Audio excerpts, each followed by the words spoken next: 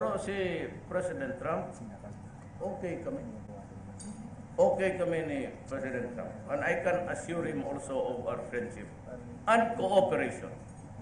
Walang problema yan. Under the Trump administration, I will give all, whatever it is, short of yung, sabi ko, yung military alliances, ayaw ko na niya. Hindi natin kaya. Hindi natin kaya. Why do we look for trouble? Bakit pag hindi ako ng punta-punta ako dyan para makipag-away lang? Nothing against the Americans, except yung kay Trump, nung pagtawag ko, President-elect Donald Trump, this is Rodrigo Duterte, and yes, I know, I've been expecting your call. You're doing it right. That's son of a, they're destroying my country with drugs. That border they're in, hindi ko na nagsabi.